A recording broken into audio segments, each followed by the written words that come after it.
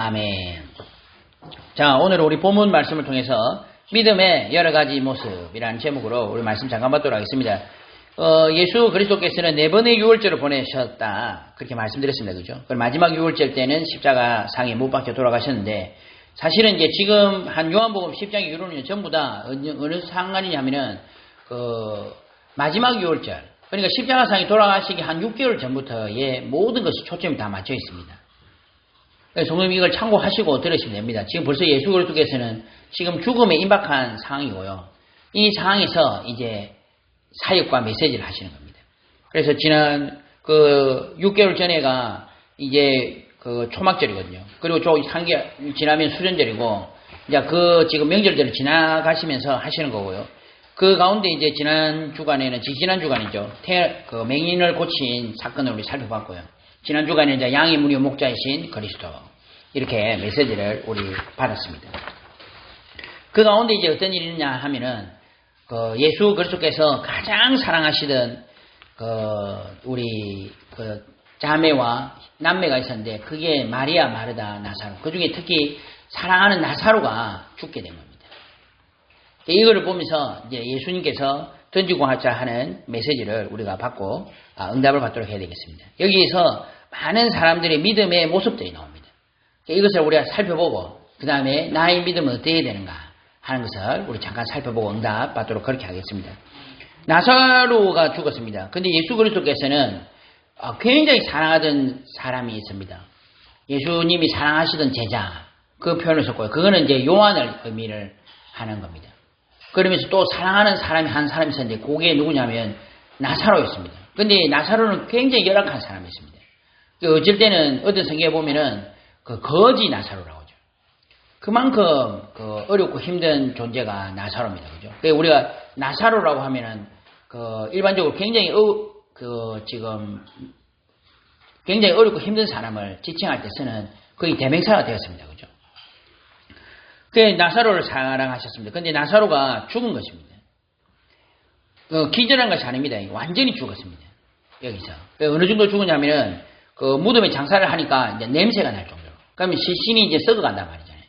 그러면 완전히 죽었습니까? 안 죽었습니까? 완전히 죽은 상태입니다. 예수께서 이르시되 돌을 옮겨 놓으라 하시니, 그 죽은 자의 누이 마르다가 이르되, 주여, 죽은 지가 나흘이 되었으니 벌써 냄새가 나나이다. 그러니까 당시에는 이제 이스라엘에서는 무덤을 굴을 만들어 가지고 그 굴 안에다 놓고 이 돌로 앞에 막아놨는 그런 장사 방법을 취했거든요. 그러니까 이제 시신이 썩기 시작하니까 어떻게 했습니까, 송가입니다. 이제 어마어마한 이 냄새가 나겠죠. 그러니까 벌써 죽어서 장사 지낸 상태가 된 겁니다. 이게 무엇을 의미합니까? 예수 그리스도께서는 나사로를 너무 사랑하셨습니다. 그 말은 바로 우리를 의미하는 겁니다. 너무나 어렵고 열악하고 아무것도 바랄 거 없는 존재인데, 예수 그리스도께서는 나사로를 사랑하신 겁니다. 그 나사로가 누구라고요? 바로 우리를 의미하는 겁니다. 성화입니다. 바로 우리가 사실은요, 너무나 열악하고 어려운 상황에 있는 이 존재였던 겁니다. 그리고 죽었다는 것입니다. 우리가 기절한 것이 아닙니다. 완전히 죽은 겁니다. 그는 허물과 죄로 죽었던 너희를 살리셨다. 우리가 죽어가지고, 성도님들 생각해 보십시오. 죽은 시신을 생각해 보십시오. 어떻게 했습니까? 무덤에 장사를 지냈는데, 끝난 거죠, 사실은. 그런데 예수 그리스도께서는 그 존재를 사랑하신 겁니다. 우리를 향한 예수 그리스도의 그 사랑, 하나님의 그 사랑은, 이해가 되지 않는 것입니다. 왜냐하면은, 하나님께서는 천사하고 타락했습니다. 그죠? 어떻게 보면 천사가 더 훌륭한 존재 아닙니까? 그런데도 불구하고 천사가 타락했을 때는 그 천사에게 다시 한번 구원을 주지 않았습니다. 그런데 우리에게는 한번 타락하고 난 다음에 다시 한번 기회를 주신 겁니다. 심지어 자신을 던져가지고 우리를 사랑하신 겁니다. 던져서 우리를 살리실 정도로 우리를 사랑하신 겁니다. 그는 허물과 죄로 죽었던 너희를 살리셨도다. 그때 너희가 그 가운데 생하여 이 세상 풍조를 따르고 공중의 권세의 잠자를 따랐으니 곧 지금 불순종의 아들들 가운데서 역사하는 영이라. 우리가 죽었었는데 심지어 어떻게 하느냐면 피조물인 사단을 따르고 그 사단의 이 풍조를 따랐다는 거예요. 그러니까 우리가 배신을 때린 정도가 아닌 거예요. 그냥 하나님을 거부한 정도가 아니라 하나님의 반대되는 세력, 그 존재를 따라갔다는 거예요. 그러니까 이 배신도 이런 배신이 있겠습니까? 전에는 우리도 다 그 가운데서 우리 육체의 욕심을 따라 지내며 육체와 마음이 원하는 것을 하여 다른 이들과 같이 본질이 진노의 자녀가 되어버린 겁니다. 우리의 본질이 진노 자녀다. 그래서 저는요, 사실은 그 정신 문제 온 사람들은 아주 사실은 이 사람들이 순수한 사람들입니다. 공황장애, 우울증 오는 사람들 어떻게 보면요, 이 진실한 사람들입니다. 왜요? 우리가 본질적으로 죽는 겁니다. 사람은 모든 학자들이 다 이야기합니다. 불안하다는 겁니다. 근데 그 불안이 어디서 온지 몰라. 근데 성경에 보면 나와 있습니다. 본질상 진노의 자녀라는 겁니다. 하나님과의 관계가 끊어진 그때부터 사람은 불안하게 됐어요. 그게요, 커지면 어떻게 돼? 공황장애, 우울증, 조울증, 이제 그런 거 잘 모르고 있다가 어느 날 그게 팍 가슴에 와닿는 시간표가 오거든요. 그때가 언제입니까? 특히 자신이 사랑하던 존재가 사망을 하는 죽게 되면요, 이제 원래 하나님과 떠났던 그 상처가 확 올라오는 겁니다. 그러면서 이제 그때 보통 사람이요, 극심한 타격을 받잖아요. 한마디로 우리는 완전히 죽어든 존재입니다. 본질상 진노의 자녀다. 나사로가 그것을 의미하는 겁니다. 지금 예수 그리스도 십자가 사건이 임박하여서 나사로 죽은 겁니다. 이 사건이 간단한 사건이 아니고요, 예수 그리스도께서 정말 우리에게 던지고자 하는 메시지가 있는 겁니다. 예수님의 의도를 우리가 한번 보시면요, 이제 나사로가 죽었다 소식을 들으면 빨리 달려가야 될 거 아닙니까? 전부 다 하는 말이요, 마리아, 마르다 하는 말이요, 예수님 여기 계셨더라면 안 죽었을 겁니다. 이런 말이거든요. 그 말은 무슨 말이에요? 근데 예수님 이불로 성경에 보면 나사로가 병들었다 함을 들으시고 그 계시던 곳에 이틀을 더 유하시고, 이불로 지금 병들었다 하면 지금 119 해가지고 빨리 가야 될 거 아닙니까? 그리고 빨리 살려야 될 거 아닙니까? 그게 아니고 병들었다 함을 들으시고 이틀을 더 유하시다는 겁니다. 이게 예수님의 의도셨어요. 말이 좀 이상합니다만 나사로가 완전히 죽기를 바라는 겁니다. 그 절대로 나사로를 악하게 말하는 게 아닙니다. 그죠? 그 후에 제자들이 이르시되 유대로 다시 가자. 이제 완전히 죽은 거 확인하시고 장사 진행까지 확인하고 그때서야 유대로 다시 가자. 나사로에게 가자 이겁니다. 그러면서 하신 말씀이 뭐라고 하십니까? 예수께서 들으시고 이르시되 이 병은 죽을 병이 아니라 하나님의 영광을 위하며 하나님의 아들이 이로 말미암아 영광을 받게 하려 함이라 하시되, 지금 이 나사로 사건은요, 예수 그리스도 십자가 사건의 하나의 모형이 됩니다. 맞죠? 이 사건을 지금 보여주시는 겁니다. 그러면서 우리한테 던지는 엄청난 메시지입니다. 한마디로 지금 완전히 죽었던 우리를 살리실 것을 지금 의미하시는 겁니다. 그리고 여기에 대한 주변에 있는 이 제자들한테 너희들이 지금 어떤 믿음을 가지고 있느냐 이걸 보여주시는 겁니다. 또 한편으로는 뭘 의미합니까? 자신의 죽음과 부활을 의미하는 겁니다. 그죠? 이 엄청난 사건을 지금 말씀하시는 겁니다. 일부러 죽기를 기다리다 이게 아니죠.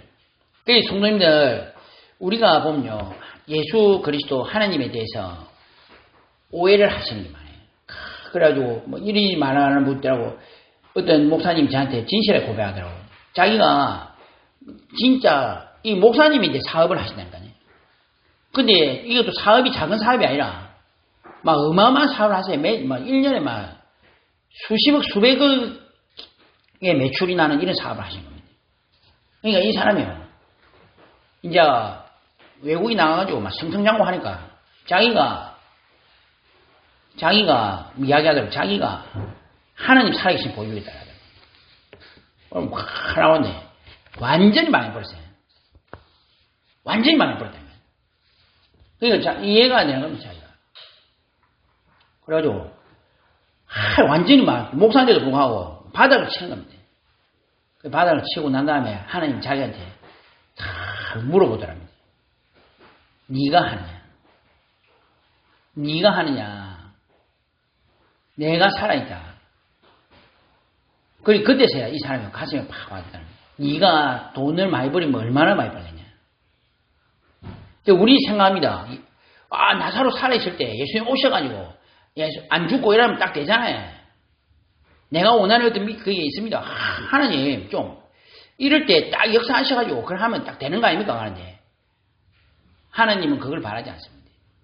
뭘 바랍니까? 하나님이 바라시는 건요. 하나님의 영광을 위하며 하나님의 아들이 이로 말미암아 영광을 받게 하는 겁니다. 하나님은 정말로 복음만 드러나기를 원하시는 겁니다.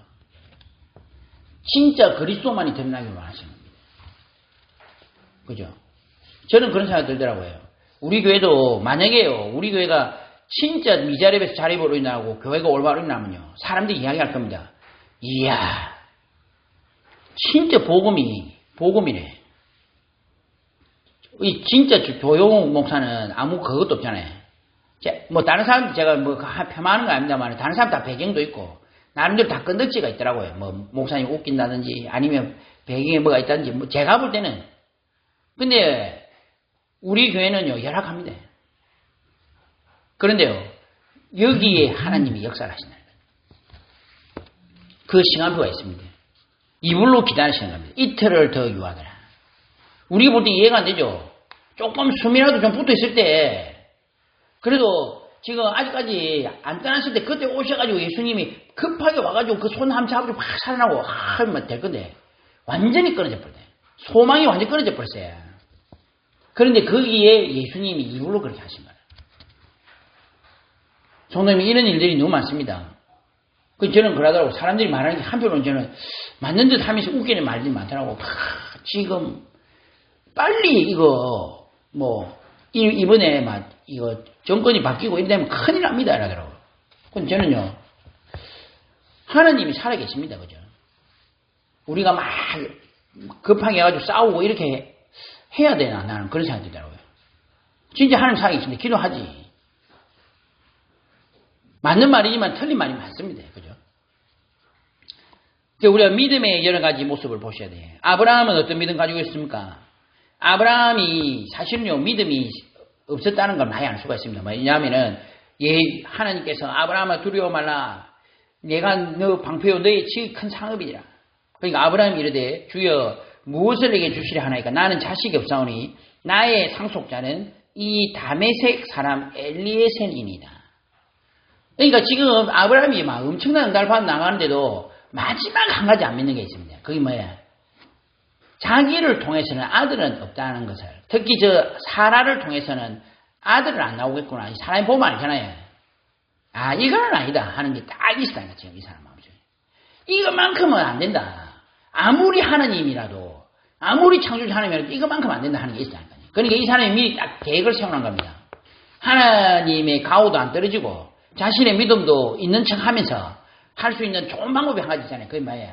우리 지금 이 제자 엘리에셀이 굉장한 이거 종이면서도 제자였습니다. 그죠? 이 엘리에셀을 후속자로 삼으면 되구나. 그 생각을 해놓은 겁니다. 또 아브라함이 나중에 또 어떻게 합니까? 사례가 아브라함이 이르되 여호와께서 내 출산을 허락하지 아니하셨으니 원하건대 내 여종에게로 들어가라. 내가 혹 그로 말미암아 자녀를 얻을까 하노라 하며 아브라함이 사례의 말을 들으니라. 그러니까 보니까 두 번째 방법이 뭐냐? 지금 다른 하갈이라는 여종을 들여가지고 아들을 낳는 겁니다. 자기가 볼 때 사라가 문제가 있거든. 그러니까 사실은 남자는 나이가 들어도 이 아기를 낳을 수 있는 상황이 됩니다. 그죠? 근데 여자 같은 경우에는 나이가 들면 안 되잖아요. 근데 딱 보니까 사라는 안 되겠거든. 근데 여기 딱 마침 하갈이 있거든. 이거다. 이래가지고 아들을 주시는구나. 이러면 되잖아. 이렇게 딱 생각한 거죠. 그게 믿음입니까? 됐습니까? 성도님 보시기에. 그러니까 이런 믿음을 우리가 많이 가지고 있다는 겁니다. 믿는 듯 하면서 믿음인 듯 믿음 아닌 믿음 같은 그런 모습을 우리가 많이 가지고 있습니다. 실제로 제가 이래 볼 때는요. 믿는 사람이 없습니다. 그러니까 제가 좀 이상한 건지 모르겠는데 저는 이 상황 속에서도 현장 들어가고 일하는 거 좋아하거든요. 그러니까 저는 한번 누구 만나고 이러면요. 기본 10년입니다. 5년, 10년은 기본 깔고 갑니다. 사역 하나 해도요. 예를 들어서 뭐 떡볶이 파티 하나에도 제가 뭐 저서는 계속 했잖아요. 지금은 이제 뭐 이 도서관 문을 닫았으니까 안 하지만. 근데 이래 보면요, 한 사람도 진짜 하나님 하실 겁니다. 하나님 역사하실 겁니다. 여기 아이들 와서 어떻게 될지 모릅니다. 목사님 이렇게 많은 사람 한 사람 없더라고요. 전부 다 그거 하면 안 된다, 도움 안 된다, 그거 해갖고 뭐 지금까지 힘든 거 되는 거 있냐, 전부 다 그래 이야기더라고요. 그러니까 제가 이런 거 볼 때마다 다 드는 생각이요. 실제로 우리가 믿는 사람들이 없습니다. 그리고 우리가 진짜 복음을 하는 사람도 없습니다. 사실은 우리가 한 명도 열매가 없다 할지라도 그건 해야 되는 거 아닙니까? 그런데도 불구하고 그렇게 하는 사람 없다니까요. 그러니까 우리의 믿음을 한번 보셔야 됩니다. 제자들과 도마가 먼저 나옵니다. 그런데 제가 볼 때요, 정말로 최고 마지막까지 정신 못 차리고 헤매는 인물들이 제자들입니다.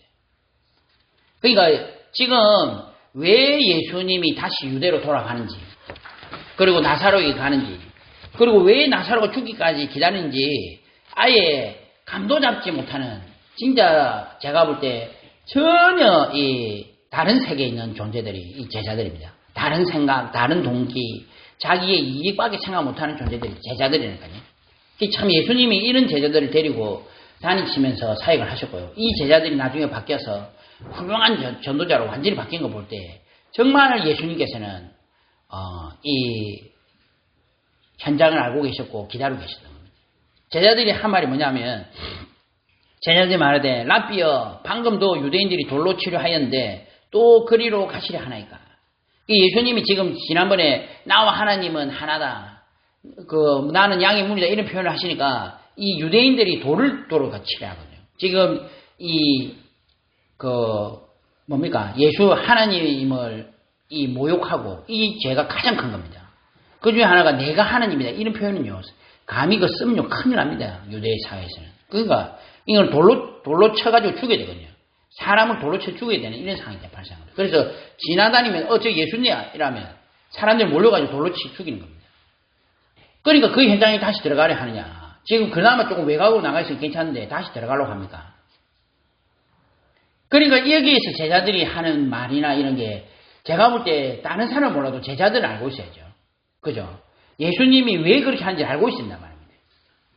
거기에 관심이 없었다는 겁니다. 예수님이 누구인지도 몰라. 예수님 하시는 말씀도 못 알아들어. 예수님의 관심에도 마음에도 관심이 없어. 그러니까 예수님이 이제 딱 가면서 낮이 12시간이 아니냐. 사람이 낮에 다니면 이 세상의 빛을 보음으로 실족하지 아니하고 밤에 다니면 빛이 그 사람 안에 없는 거로 실족하느니라. 지금 자신이 계시는 이 동안에 현장으로 가야 된다는 겁니다. 이 예수님의 마음을 아무도 이해를 못하는 거죠. 그러니까 지금은 낮이라는 겁니다. 막 어둡고 힘들고 어려워도 예수 그리스도 계시기 때문에, 빛이기 때문에 자기가 현장에 가야 된다는 겁니다. 이 말씀을 하신 후에 또 이르시되 우리 친구 나사로가 잠들었도다. 그러나 내가 깨우러 가노라. 그러니까 이게 또 제자들이 못 알아들어. 예수님 진짜 나사로가 잠들었구나. 그러니까 할 말이 주여 잠들었으면 낫겠나이다. 그러니까 예수님이 그의 죽음을 가리켜 말씀하신 것이나 그들은 잠들어지는 것을 가리켜 말씀하심인 줄 생각합니다. 이 제자들이 비유 하나를 해도 못 알아듣는 겁니다. 지금 이 정도로 눈이 어두워졌어요. 그러니까 예수님이 뭐라고 하냐면 밝히 이르시되 나사로가 죽었느니라. 지금 죽은 나사로를 살리러 간다는 겁니다. 제자들은 상황 파악도 못할 뿐더러 예수님의 의도를 알지 못합니다. 그런데 여기에 재밌는 사람 한 사람 등장합니다. 그게 누구냐면 도마가 등장해요. 그러니까 예수님이 뭐라 하시냐면 내가 거기 있지 아니하는 것을 너희를 위하여 기뻐하노니 이는 너희로 믿게 하려 하면. 그러니까 예수님의 모든 이 지금 요한복음의 이 후반부의 사역은 어디에 초점을 맞춰 있습니까? 사실은 제자들한테 초점 맞춰 있는 겁니다. 지금 나사로 살린 것도 제자들한테 메시지 던지라고 하시는 거예요. 그러면 무슨 말이에요? 사실은 지금 모든 사역과 이 초점은 누구를 향해서 있다고요? 우리를 향해서 하시는 거예요. 우리를 향해서. 그런데 그때 디두모라고도 하는 도마가 다른 제자들에게 말하되 우리도 주와 함께 죽으러 가자.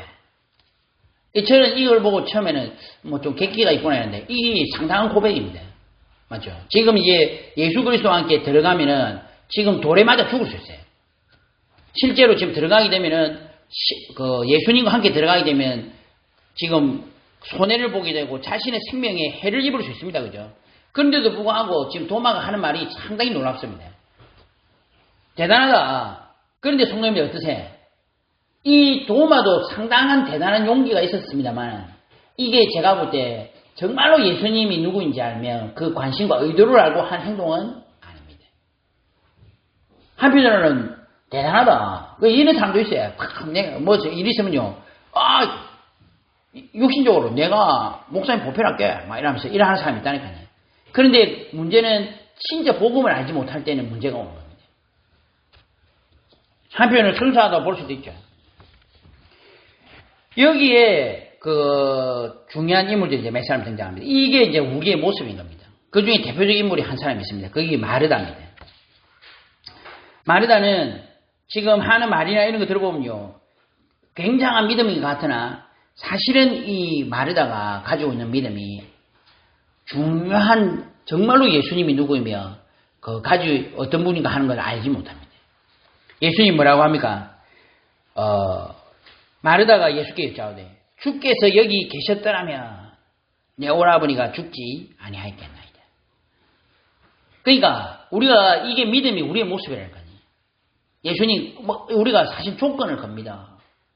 그리고 어떤 상황이 되었더라면 하나님 역사하실 건데 그게 이제 맞는 말이죠. 근데 맞는 말인데 그게 맞는 말입니까? 어떠세요, 성도님? 그러나 나는 이제라도 주께서 무엇이든지 하나님께 구하시는 것을 하나님이 주실 줄 아나이다. 굉장히 놀라운 고백을 하는 것 같습니다. 그런데 뭐라고 합니까? 예수께서 이르시되 네 오라비가 다시 살아나리라. 그러니까 이때에 지금 마르다의 본질적인 믿음이 나오는 겁니다. 마르다가 가지고 있는 믿음이 나온다니까요. 마르다가 하는 말이 무슨 말입니까? 마지막 날 부활 때에는 다시 살아날 줄을 내가 아나이다. 아무리 예수님이라도 아무리 맹인의 눈을 고치고 안전뱅이를 일으키고 해도 그래도 그렇지 지금 장사 지내가지고 무덤에 들어가 있는 인간을 어떻게 살립니까? 지금 이 말입니다. 마음속에 깊은 곳에 그게 있다니까요. 그러니까 예수님이 하신 말씀입니다. 예수께서 이르시되 나는 부활이요 생명이니 나를 믿는 자는 죽어도 살겠고 무릇 살아서 나를 믿는 자는 영원히 죽지 않으니 이것을 내가 믿느냐?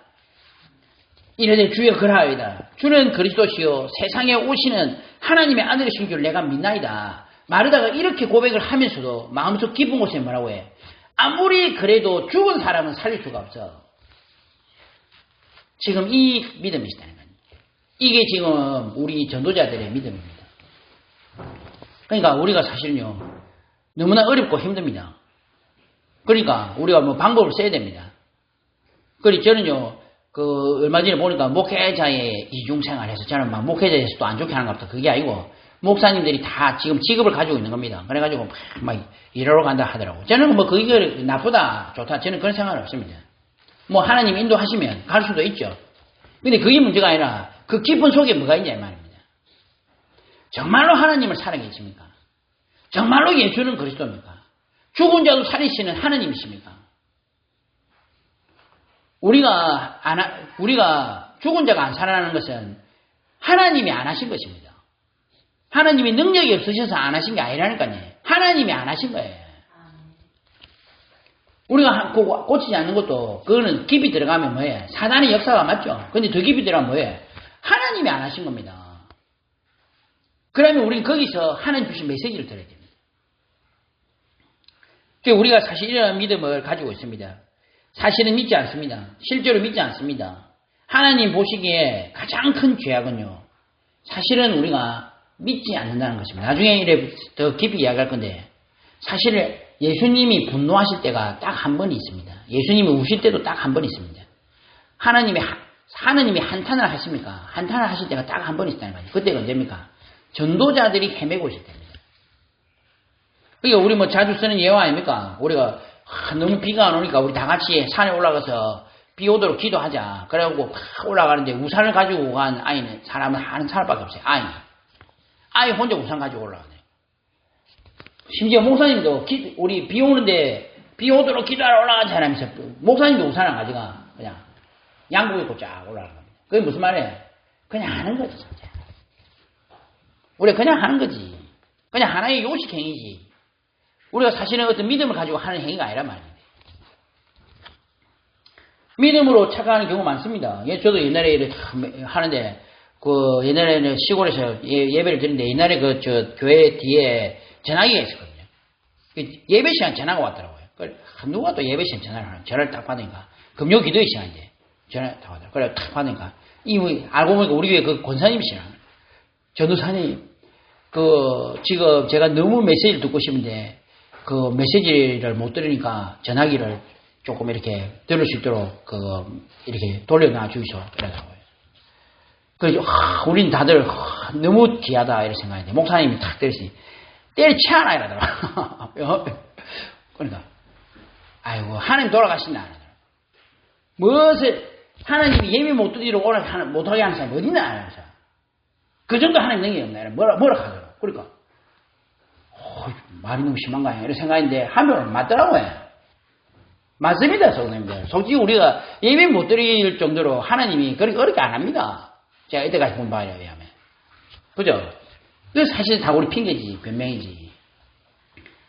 우리가 사실은요, 좋은 중심이든 하지만 믿음으로 착각하는 경우 굉장히 많아요. 그죠? 우리가 사실 맞습니다. 우리가 인도에 계신데 유튜브로 예배 드리면 그걸 우리가 믿음 없다 합니까? 근데 사실 우리가 얼마나 예배 드릴 수 있는데, 사실 유튜브 하면서도 갈등 많이 되더랄 거 아니에요. 이걸 해야 돼, 말이야. 그냥 거기서 예배 드립시오. 이게 맞습니까? 아니잖아요, 사실은. 우리가 믿음과 올바른 중심과 착각을 하면 안 됩니다. 그러니까 마리아는 어땠습니까? 마리아도 우리가 볼 때는요, 제가 볼 때 최고의 지금 이 모든 상을 볼 때 제가 볼 때는 굉장한 사람이 마리아거든요. 성경에도 말해놨어요. 성도님, 나중에 요한복음 11장 한번 읽어보시죠. 이 마리아는 향유를 주께 붓고 머리털로 주의 발을 닦던 자요. 병든 나사로는 그에 오라고 해요. 그러니까 지금 향유를 주께 부었다는 말은 지금 이 마리아는 예수님이 어떤 분인가 하는 걸 소상하게 알고 있었던 존재입니다. 그런데 이제 마르다가 가고 난 다음에 예수님이 다시 마리아를 부르는 겁니다. 선생님이 오셔서 너를 부르신다. 마리아가 이 말을 듣고 급히 일어나 예수께 나아가매 예수는 아직 마을로 들어오지 아니하시고 마르다가 맞이했던 곳에 그대로 계시더라. 그러니까 예수님은 지금 마르다가 하는 말고 마리아 하는 말을 지금 들어보려고 하시는 겁니다. 왜냐하면은 제가 볼 때 제가 성경을 볼 때 예수님이 십자가 부활 사건 이전까지 최고의 믿음을 고백한 인물이 제가 볼 때 마리아입니다. 베드로 아닙니까 하는데 베드로는 말을 그래 했지만 사실은 안 믿었거든. 근데 마리아는 지금 굉장한 행위들이 나옵니다. 그죠? 그러니까 아까도 말씀드렸듯이 향유를 주께 붓고 머리털로 주의 발을 닦았다. 그러니까 사실은요, 예수가 그리스도고 그 장사 지내는 거 지금 알아듣단 말이잖아요. 굉장한 거죠. 그런데 그때에 마리아가 예수 계신 곳에 가서 배웠고 그 발 앞에 엎드려 이르되 주께서 여기 계셨더라면 내 오라비가 죽지 아니하였겠나이다. 그러니까 마리아마저도 지금 가지고 있는 믿음이 지금 진짜 예수님이 원하시는 그 믿음을 말하는 것이 아닙니다. 마리아마저도 그래서 물론 예수님을 그리스도를 알고 있었겠죠. 이 고백은 하거든요. 그런데도 불구하고 마음속 깊은 곳에 뭡니까? 아무리 그리스도를 할지라도 죽은 자를 어떻게 살리냐. 아무리 그리스도를 할지라도 지금 죽은 무덤 속에 들어가 있는 사람을 어떻게 살리냐. 그게 바로 우리 생각입니다. 아무리 우리가 예수님이라도 우리 아버지는 안 돼. 우리 어머니는 안 돼. 나는 안 돼. 우리 집안은 안 되는 거야. 이것은 안 된다니까 하는 게 마음속에 다 깊은 곳에 있는 겁니다. 지금. 이게 사실은 제가 볼 때는 교회의 가장 큰 문제입니다. 그건 사실은요, 하나님 믿지 않는 겁니다. 그걸 하는 가장 싫어합니다. 우리 전도자의 가장 큰 문제요, 교회의 가장 큰 문제라고 봅니다. 실제로는 예수 그리스도를 믿지 않는 겁니다. 마리아마저도 아까 말씀드렸지, 마리아는 향유를 주께 붓고 머리털로 주의 발을 닦던 자요. 지금 이런 얘기 많이 나오거든요. 근데 이제 나중에 예수님이 나사로를 살립니다. 그때 다시 마리아가 요한복음 12장에 보면요, 다시 예수님의 발에 이 지금 그 분수입니다. 그건 무슨 말이에요? 그거는 진짜로 예수가 그리스도라는 사실인지 이 마리아는 알았던 겁니다. 그러니까 예수님이 뭐라 하냐면 그를 가만두어 나의 장례할 날을 위하여 그것을 간직하게 하라. 이 유다가 이거 왜 이렇게 막 돈 비싼 거 쓰냐 이러니까 예수님이 뭐라 하냐면 그를 가만두라. 나의 장례할 날을 위하여 그걸 간직해야 되라. 그러니까 이때에 예수님이 이때는 마리아가 진정한 고백을 한 건지 아는 겁니다. 그 마리아가 눈이 확 열린 겁니다. 얘 나사로 살리는 거. 야, 이제 이거는 완전히 다른 상황인 겁니다. 성도님들, 우리가 눈 먼저 낫게 하고 병든 자 치유하고 이런 거는 뭐 대단하지만은 사실은 뭐 역사 일어날 수 있잖아요. 근데 지금 완전히 사람이 죽었는데 살리는 건 이거는 완전히 지금 다른 차원이잖아요. 지금 이거를 지금 예수님 하시단 말입니다. 자, 근데 우리 여기서 한번 살펴볼 것이 있습니다. 여기 뭐냐면은 예수님이 눈물을 흘리시다는 겁니다. 33장에 보시면 33절에 보시면요. 여기 보시면 뭐라고 했냐면 마리아가 예수 계신 곳에 가서 배웠고 그 발 앞에 엎드려 이르되 주께서 여기 계시더라면 내 오라버니가 죽지 않았겠나이다 하더라. 그러니까 여기서 예수께서 그가 우는 것과 그가 누굽니까? 마리아죠.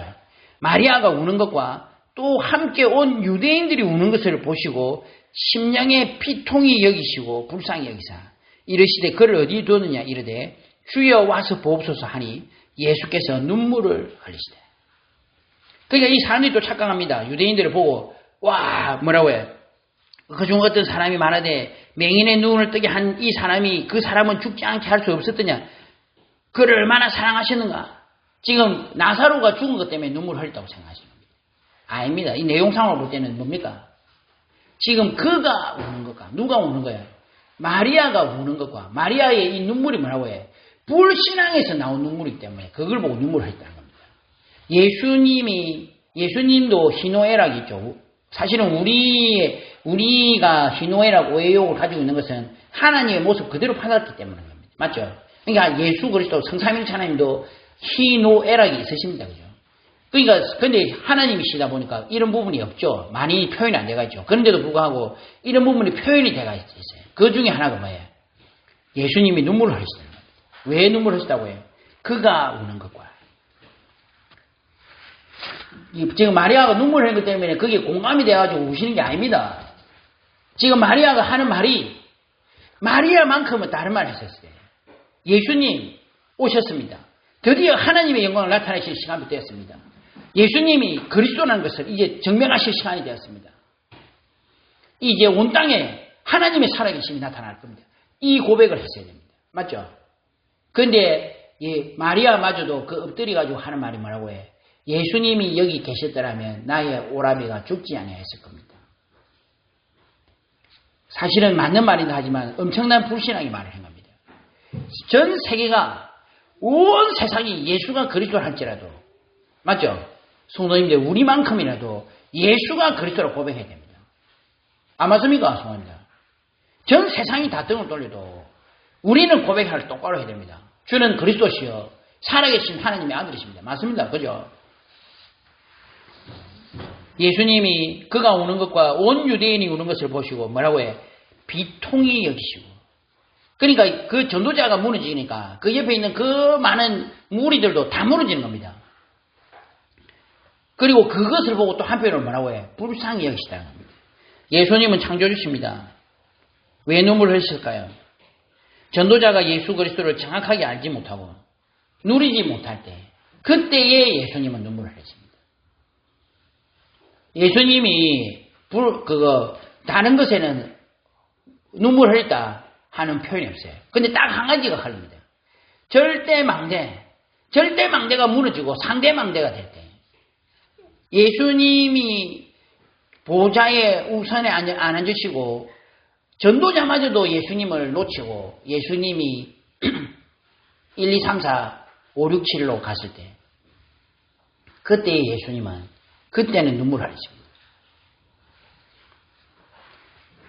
예수께서 성전 안에 들어가서 성전 안에서 매매하는 모든 사람을 내쫓으시며 돈 바꾸는 사람들의 상과 비둘기 파는 사람들의 의자를 둘러엎으시고 그들이 이르시되 기록된 바 내 집은 기도하는 집이라 일컬음 받게 되었거늘 너희는 강도의 속으로 만들었다. 예수님이 화를 내시고 둘러엎었던 흥분하셨던 때가 이때입니다. 지금 교회가 망대가 되어가지고 전 세상에 예수가 그리스도요. 온 세상이 다 죽어도 빛을 발하고 있어야 될 이 교회가 뭐하고 있냐. 지금 교회에 와가지고 지금 장사를 하고 있는 거예요. 그 장사하고 있는 행위도 나쁜 거지만 진짜 중요한 건 예수 그리스도께서 마지막으로 믿었던 그 마지막 어떻게 보면 지금 최후의 보루 아닙니까? 그 최후의 보루였던 교회마저도 전도자마저도 하는 소리가 자기 이익, 자기 동기, 복음 모르겠다. 전부 그 생각밖에 안 하고 있는 겁니다. 거기에 예수님은 흥분하셨어요. 하나님이 한탄을 하십니까? 당시 땅에는 네피림이 있었고 그 후에도 하나님의 아들들이 사람의 딸들에게로 들어가 자식을 낳았으니 정말로 이상한 상황이 벌어졌어요. 하나님의 자녀가 하나님의 아들들이 사람의 딸들을 아름다우고 취했는데 거기에서 자식이 나왔다니까요. 그런데 거기에서 나오는데 그게 뭐라고 해? 고대의 용사라 명성이 있는 사람들 이들이 네피림이 되어버렸어요. 하나님의 아들들과 전도자들이 무너져가지고 세상과 손을 잡고 결합을 해서 나온 결과물이 오히려 더 큰 영적 문제를 일으키는 상황이 벌어진 겁니다. 여호와께서 사람의 죄악이 세상에 가득한과 그의 마음으로 생각하는 모든 계획이 항상 악할 뿐임을 보시고 이때서야 하나님이 사람을 포기를 안 하시잖아요. 그런데 그때서는 하나님이 손을 탁 놓으신 겁니다. 그러면서 하신 말씀이 땅 위에 사람 지으셨음을 한탄하사 마음에 근심하시고 마지막 보루인 전도자들이 손을 놓고 전도자들이 복음을 모르고 전도자들이 하나님을 믿지 않고 전도자들마저도 복음에 관심 없을 때 그때의 마지막으로 하나님은 한탄하시고 눈물을 흘리시고 근심하셨습니다. 이거를 우리가 보고 있어야 됩니다. 성경을 가지고 있는 사람들 더 나아가서 우리는 성도님들 복음을 아는 사람들입니다. 우리가 사실은요 우리 멤버들 그래서 저는 굉장히 중요하다고 봅니다. 아이고 또 너희 교단만 대단하지 이렇게 말할지 몰라도 저는 우리 교단이 굉장히 중요하다고 봅니다. 왜요? 복음을 아는 사람들입니다. 복음이 뭔데요? 모든 사람들이 복음 설명했습니까? 그런데 우리는 복음을 압니다. 예수가 그리스도라는 이 복음을 아는 사람들이라니까요. 지금 우리가 믿는 예수님 누구인지 알았던 사람들이라니까요. 그런데 이 사람들마저도 어느 순간에 보면요. 관심이 없습니다. 아이고 예수님 그리스도로 물론 뭐 역사는 하시지. 그래도 마음속 깊은 곳에는 에휴 그 되나? 더 깊이 들어가면 왜? 내가 사실은 나는 전도 관심 없습니다.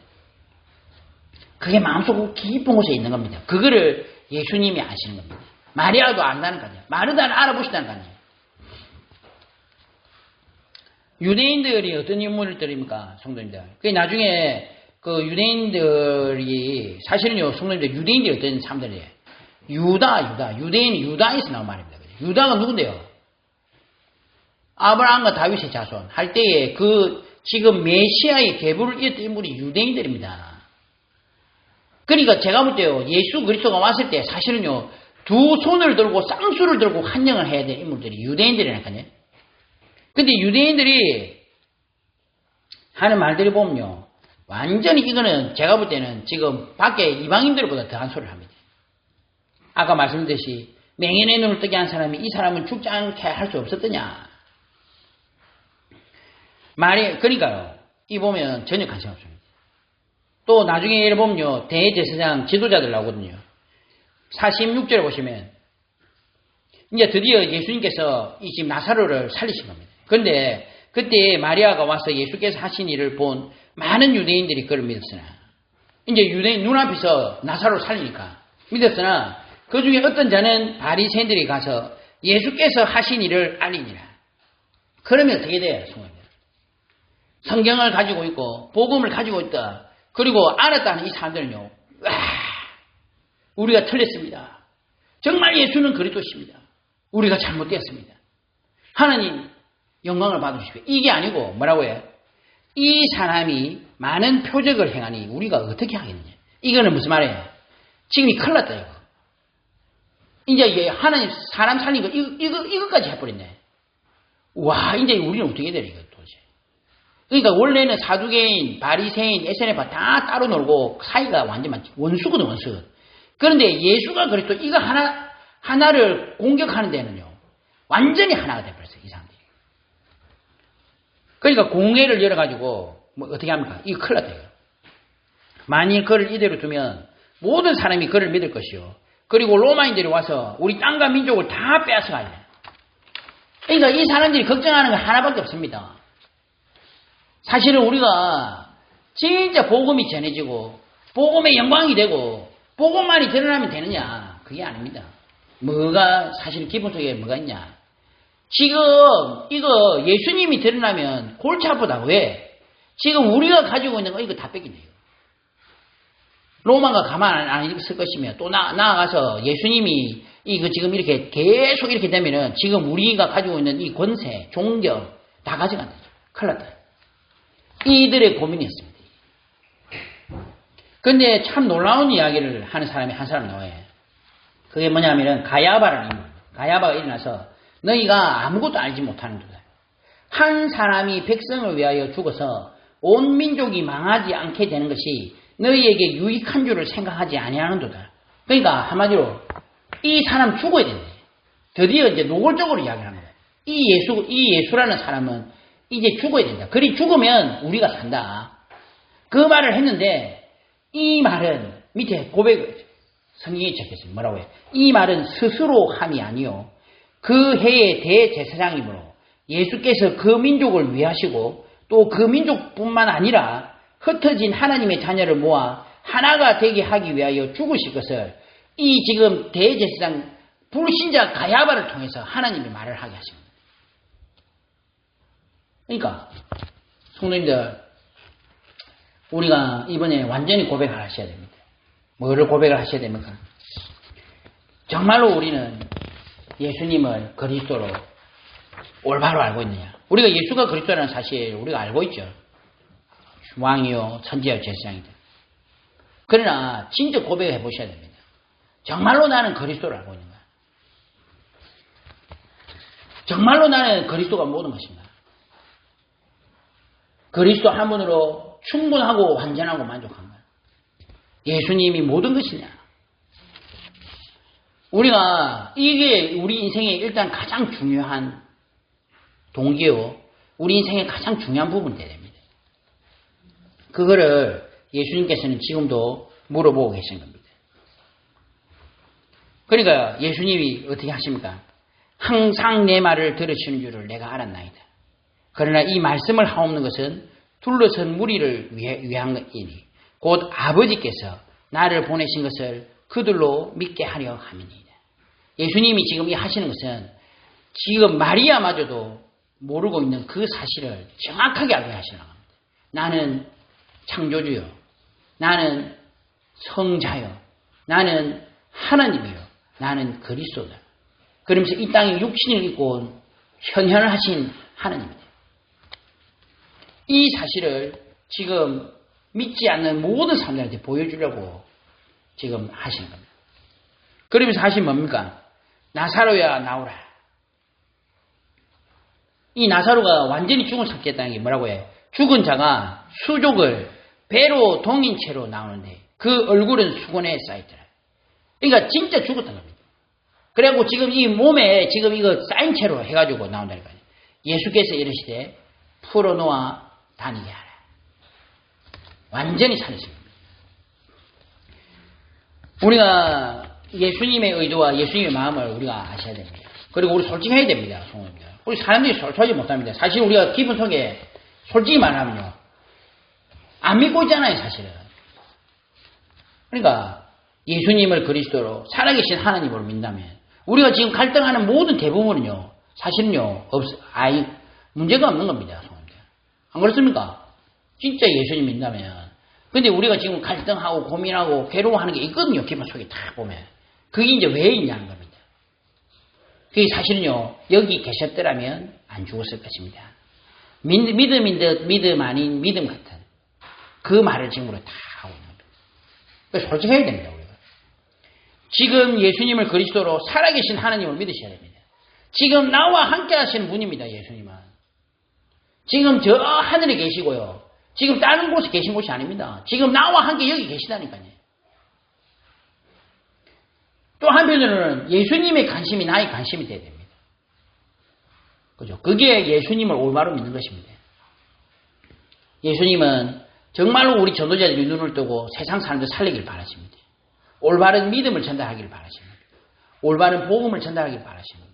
그런데 우리 전도자들마저도 나중에 다른 소리를 할 때 예수님은 그때 눈물 흘리시고 비통히 여기시는 겁니다. 그래서 매시매상 우리가 왜 사모를 하랍니까? 성도님 사모를 하라는 것은 숙제하라고 하는 게 아닙니다. 우리가 인간이 얼마나 죄악이 타락을 했냐면은 이렇게 안정해주면 안 될 정도로 돼가 있는 겁니다. 이 사모를 하게 되면 사람이 어떻게 돼요? 처음에는 숙제로 한다니까요. 그렇게라도 하는데 인간이 참 놀라운 것이 하다 보면요 바뀝니다. 상태가. 맞죠? 그거 하는 10분 동안에 내가 바뀐다. 그거라도 하라는 겁니다. 그게 사실 24시간 하나님 바라보라는 겁니다. 왜 구원의 길 작성해야 합니까? 우리가 구원의 길 모르는 게 아닌데 이 구원의 길을 계속 작성하다 보면은 이 예수님이 정말로 구약시대에 그리고 우리 창세기 3장 문제를 해결하고 오신 그분이시군요. 정말로 예수님은 나사로를 살리신 분이군요. 우리 가족과 우리 가문과 내가 그렇게 안 된다고 생각했던 그것만저도 해결하신 분이시군요.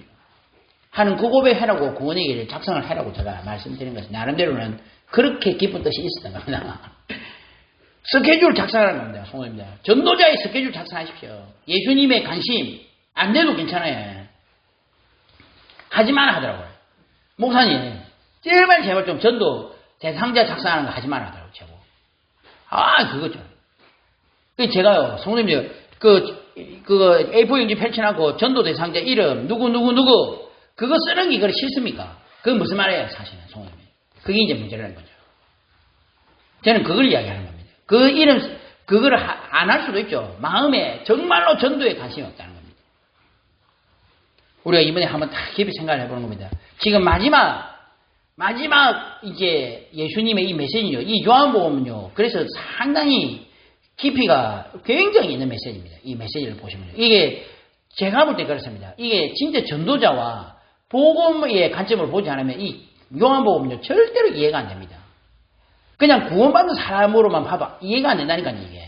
근데 저는 딱 전도자라는 관점을 보니까요. 지금 왜 예수님이 이렇게 하시는지 쫙 보더라고요. 우리가 이건 알고 있어야 됩니다. 혹시 우리가 안 될 수도 있습니다. 그러나 알고는 계셔야 됩니다. 그리고 사람한테 고백할 필요 없습니다. 하나님 앞에는 솔직하셔야 됩니다. 그리고 하나님 앞에서 주시는 진정한 은혜를 받으시기 바랍니다. 이 영당 가운데 승리하시는 우리 귀중한 존재를 되시기를 예수님 이름으로 축원합니다. 아버지 하나님 감사합니다. 오늘 하루 이번 한 주간 동안에 정말로 예수가 그리스도요 살아계신 하나님의 아들이시라는 이 귀중한 고백을 하고 승리하는